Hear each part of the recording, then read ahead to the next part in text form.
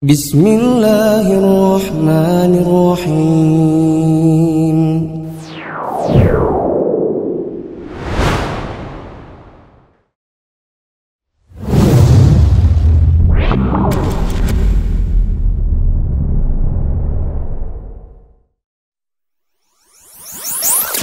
Bismillahirrahmanirrahim. Assalamualaikum warahmatullahi wabarakatuh.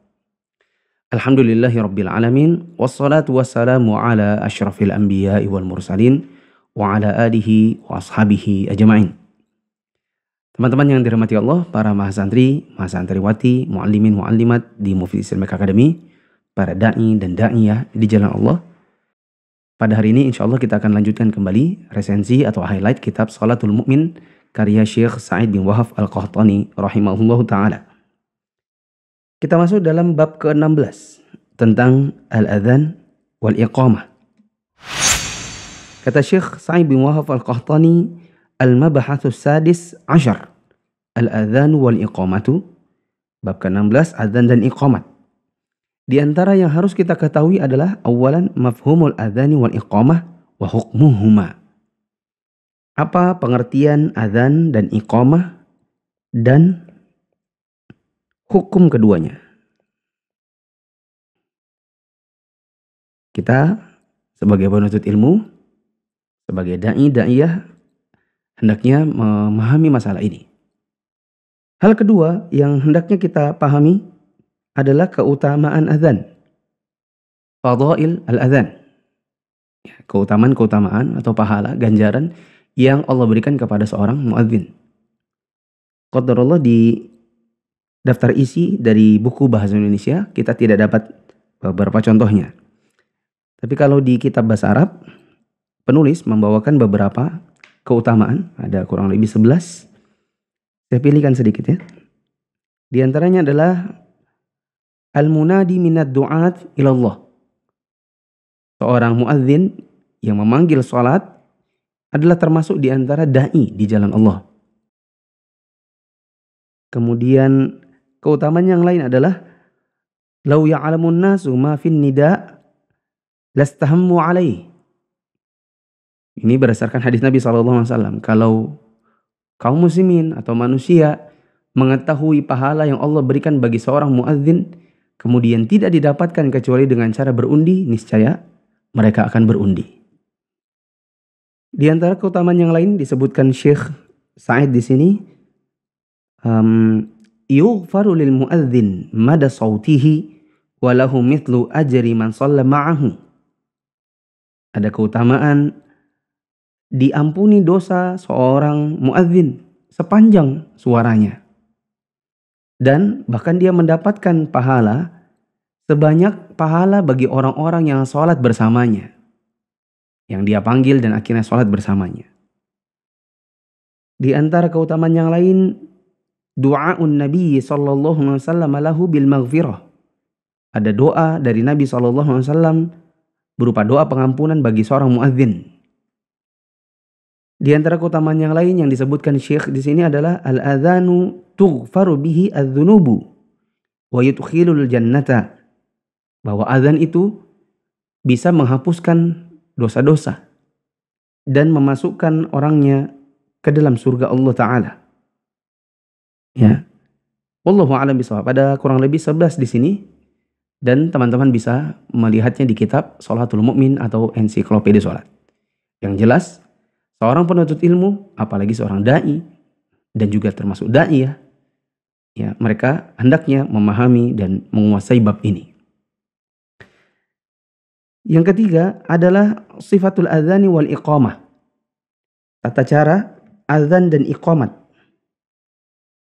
Ya, seperti apa yang dibaca, kemudian bagaimana posisi tangannya, ini diantara yang hendaknya dipahami.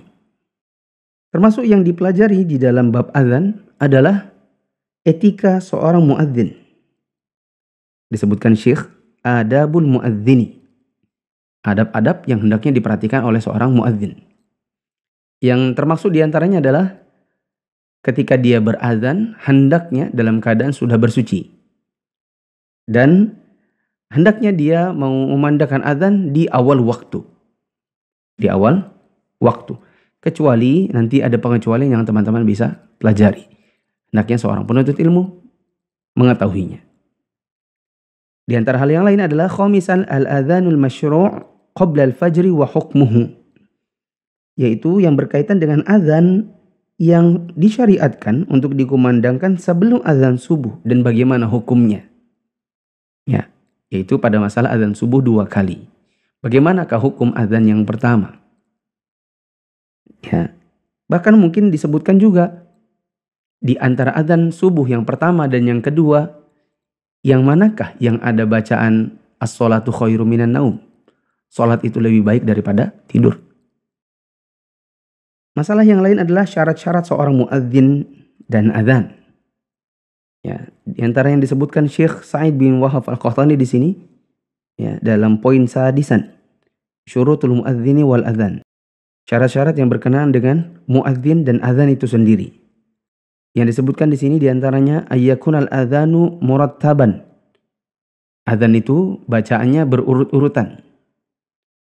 Ya, bukan sembarangan. Kemudian misalnya disebutkan ayyakuna ba'da dukhuli waqti shalah. Baru dikumandangkan apabila memang sudah masuk waktu salat. Kemudian raf'us sauti bil adzan. Yaitu suaranya diangkat, dikeraskan. Contoh yang lain adalah ayyakunal adzanu min wahidin. Adzan itu dikumandangkan oleh satu orang. Ya. Bukan kur. Bukan paduan suara. Contoh yang lain, ayyakuna aqilan. Dikumandangkan oleh orang yang berakal. Sampai nanti mungkin ada pembahasan, apakah seorang muadzin boleh buta? Ataukah harus melihat? Karena biasanya muadzin itu mau melihat jam, sedangkan di zaman dahulu melihat misalnya fajar dan posisi matahari. Atau posisi bayangan. Bagaimana kalau muadzinnya buta? Ya, di sini disebutkan ada 13 poin dan teman-teman bisa melihat di kitab ensiklopedia salat atau Shalatul Mu'min, dan hendaknya seorang penuntut ilmu atau dai menguasai masalah ini. Di antara hal yang lain disyariatkannya azan dan iqamat untuk salat jamak, salat qadha yang tidak sempat dikerjakan. Kemudian bagaimana cara menjawab muadzin? Ya, penulis Shalatul Mu'min menyebutkan tasi'an fadailu ijabatil muadzin. Keutamaan menjawab azan. Beliau sebutkan ada 13 di sini. Saya pilihkan beberapa saja. Mujibul muadzin minasyuhada'i 'alal khair. Orang yang menjawab bacaan azan atau menjawab muadzin, dia termasuk di antara orang-orang yang bersaksi atau syuhada di dalam kebaikan. Kemudian yang disebutkan oleh penulis di sini, ijabatul muadzini thumma shalla 'ala nabiy sallallahu alaihi wasallam sallallahu alaihi bihadhihi shalah 10 salawat. Orang yang menjawab azan atau menjawab ucapan muadzin kemudian bersalawat kepada Nabi sallallahu alaihi wasallam, maka Allah akan bersalawat untuknya 10 kali. Ada keutamaan yang lain di sini, mujibul muadzin muttabi'un lin nabi sallallahu alaihi wasallam fi hadhihi sunnati al-'azimah. Orang yang menjawab ucapan muadzin adalah termasuk orang yang mengikuti sunnah Nabi sallallahu alaihi wasallam, yaitu sunnah yang agung. Nah, wallahu alam, ada kurang lebih 13 di sini.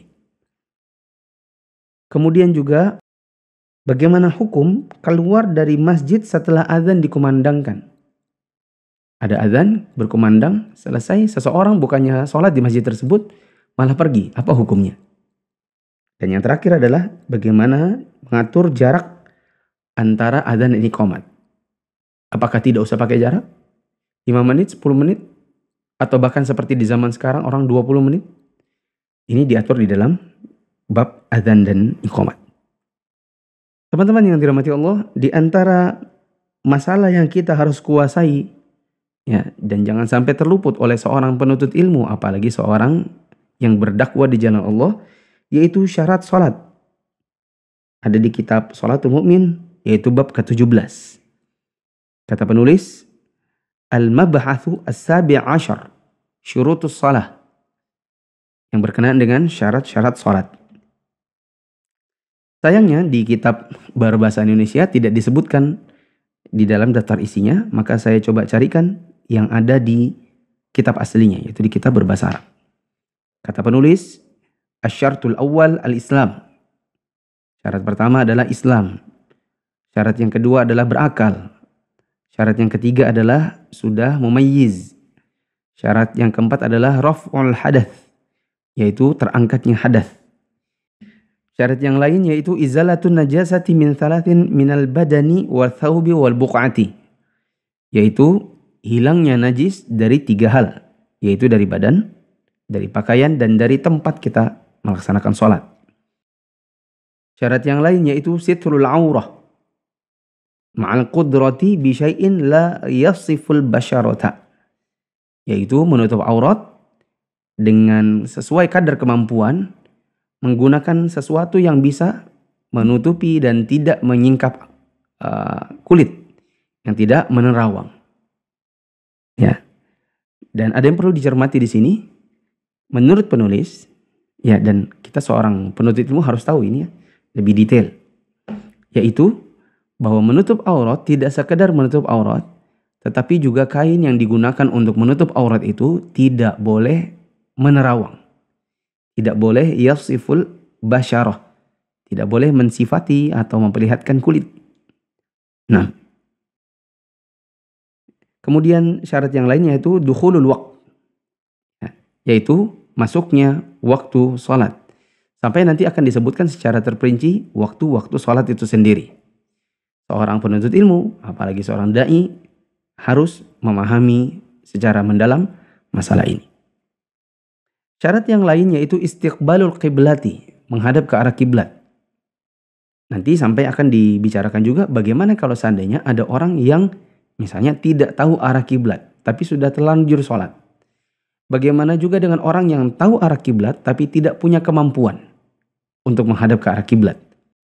Apakah karena diikat, ataukah karena posisi ranjang dan dia tidak mampu berdiri, tidak mampu memposisikan dirinya untuk menghadap ke arah kiblat karena lumpuh misalnya. Ya. Syarat yang terakhir yaitu an-niyatu wa mahalluha al-qalbu, yaitu berniat untuk mengerjakan sholat yang niat itu tempatnya di hati. Nanti juga mungkin akan dibahas apakah niat itu rukun sholat ataukah dia adalah syarat sah sholat. Teman-teman yang dirahmati Allah, ini adalah di antara syarat-syarat sah sholat yang harus dikuasai oleh seorang penuntut ilmu, apalagi seorang yang berdakwah di jalan Allah. Bahasan terakhir untuk kita bicarakan pada pertemuan kali ini, yaitu bab ke-18 di dalam sholatul mu'min, bab sifatus sholat, sifat sholat atau tata cara sholat. Di dalam buku yang kita baca, yaitu Sholatul Mu'min, Syekh Sa'id bin Wahab Al-Qahtani menyebutkan ada kurang lebih 32 poin. 32 poin yang hendaknya dipahami ya, dan dikuasai oleh seorang penuntut ilmu, apalagi seorang dai. Di antaranya adalah misalnya dalam takbiratul ihram. Apa hukumnya? Bagaimana cara mengerjakannya? Apakah boleh misalnya mengerjakannya seperti ini? Atau seperti ini? Ataukah tangannya di mana? Di sini? Ya, di sini? Atau di sini? Seperti orang-orang ada yang begini. Ya. Ada juga yang seperti ini, diputar. Atau bagaimana? Kemudian kalau dia sudah bersedekap, apakah bersedekap itu di dada? Kemudian di perut? Bolehkah bersedekap misalnya di kemaluan? Kemudian apa yang dipegang? Pergelangankah? Telapak tangankah? Sikukah? Lengan bawahkah? Lengan ataskah? Ya. Kemudian bagaimana bacaan selanjutnya setelah dia bersedekap? Kemudian bagaimana cara membaca amin? Apa yang dibaca setelah amin? Selanjutnya untuk ruku, apa yang dikerjakan ya, dan apa yang dibaca? Untuk yang dikerjakan, misalnya posisi tangan. Tangan ini mencengkram apa? Paha? lutut, betis, tulang kering, atau bagaimana? Kemudian pandangan matanya. Apakah pandangan mata ini ke tempat sujud, ataukah ke jari jemari kaki yang ada di bawah, ataukah ke tangan? Ya. Kemudian punggung melengkung, turun sedikit, atau lurus. Ya. Posisi tangan lurus, melengkung, atau mengepit ya, menjepit badan atau bagaimana? Kemudian ketika sujud ini bagaimana tata caranya?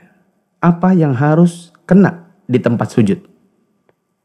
Hidung, apakah harus kena? Bibir, haruskah kena? Bagaimana kalau yang kena jidat saja? Membaca apa? Bacaannya dibaca berapa kali?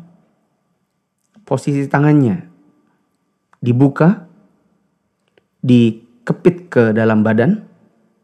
Ya, ini satu hasta ini bolehkah menyentuh lantai, ataukah diangkat, ataukah seperti apa?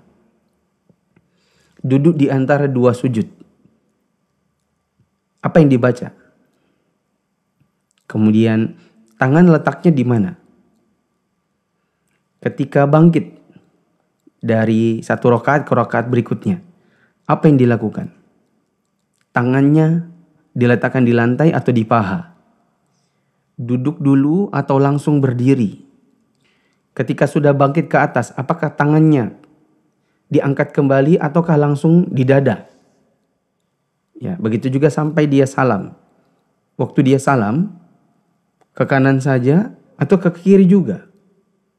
Membaca apa? Assalamualaikum warahmatullahi wabarakatuh, atau sampai warahmatullah saja? Bolehkah assalamualaikum saja? Bolehkah kalau sholat salamnya hanya satu kali saja? Sampai pada pembahasan bagaimana kalau seandainya baru salam pertama yang ke kanan tiba-tiba buang angin? Apakah sholatnya sah atau tidak sah? Ini semua akan dibahas di dalam bab ke-18, yaitu bab sifat sholat. Wallahu a'lam bishawab. Insyaallah kita akan lanjutkan kembali pada pertemuan yang akan datang untuk bab-bab berikutnya. Wassallallahu ala nabiyina Muhammadin wa ala alihi wa ashabihi ajma'in. Subhanakallahumma wa bihamdika asyhadu an la ilaha illa anta astaghfiruka wa atubu ilaik. Wassalamualaikum warahmatullahi wabarakatuh.